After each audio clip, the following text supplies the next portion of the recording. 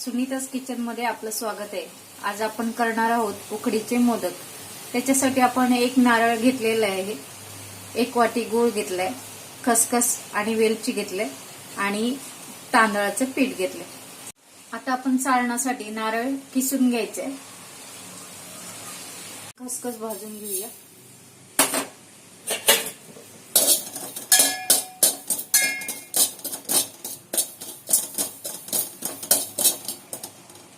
आपली खसखस ही भाजून झाली आहे। आता खोबरं आपण गरम करून घ्यायचे थोडंसं तूप टाकून।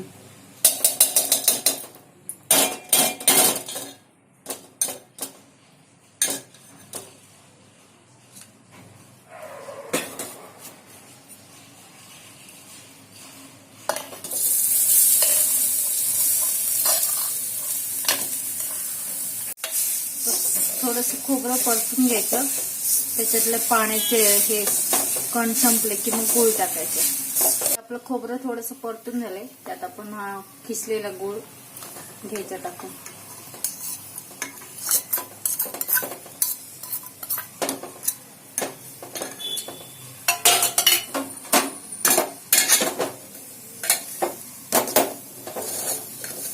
आता आपलं सारण होत आलंय, त्याच्यामध्ये भाजलेली खसखस आणि वेलची पावडर टाकायची।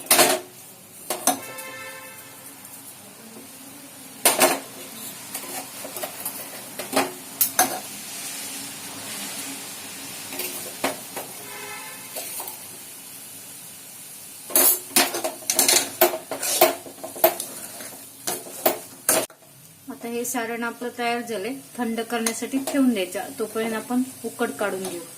आपण तांदळाचं पीठ वाटीने मोजून घेऊया।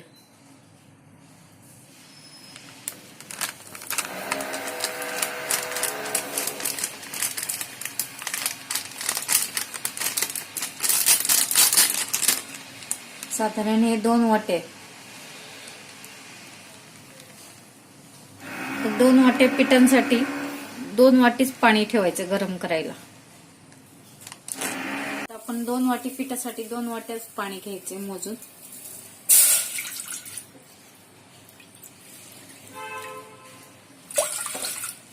आणि एक उकळी काढायची। पाण्यात चवीपुरतं मीठ टाकायचं आणि थोडंसं तूप टाकायचं।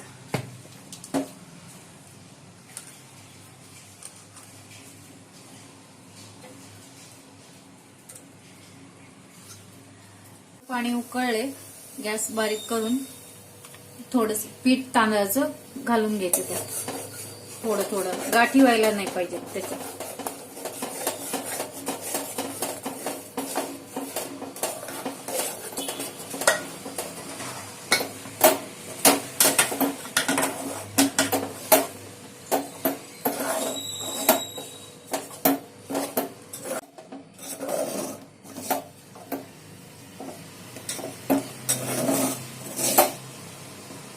हे झाकून ठेवायचे 5 मिनिटं, झाकून ठेवायचं, नंतर मळून घ्यायचं।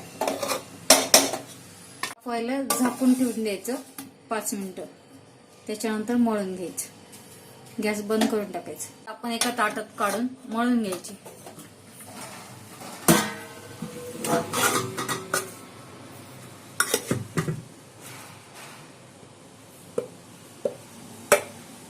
गरम गरमच मळून घ्यायची।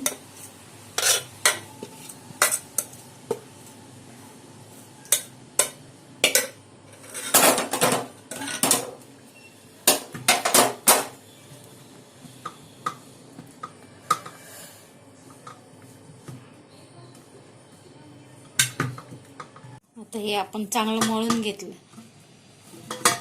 आणि व्यवस्थित मळून घेतलं ना, म्हणजे चिरा नाही पडत मोदक केल्यानंतर।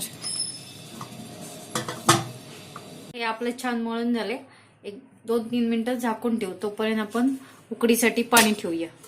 आता मोदक उकडण्यासाठी आपण पाणी ठेवलंय, तोपर्यंत आपण साच्याला तूप लावून घेऊया। आता आपण साच्याला तूप लावून घेऊया। आता आपण साच्यामध्ये पीठ घालून दाबून घ्यायचं शेवटपर्यंत। आता आपण त्याच्यात सारण भरून घेऊया।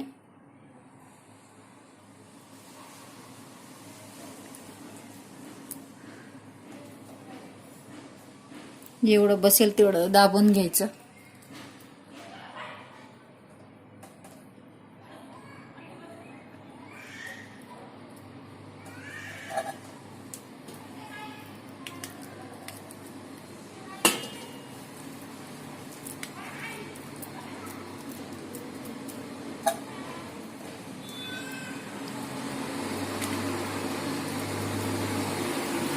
आणि वरून परत पिठाने झाकून घ्यायचं.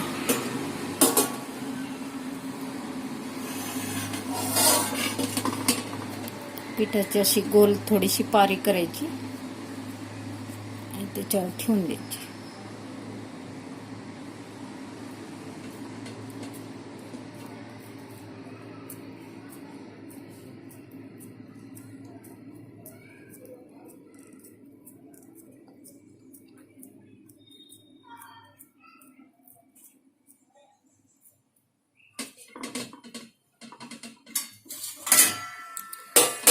आता आपण मोदक उघडून बघूया.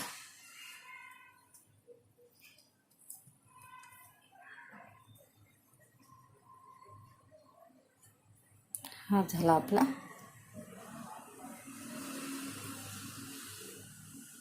मस्त झाला बघा, खूप छान झाला. तर हे आपले मोदक करून झालेत. 5 मिनिटं त्याचे उकडायला ठेवू.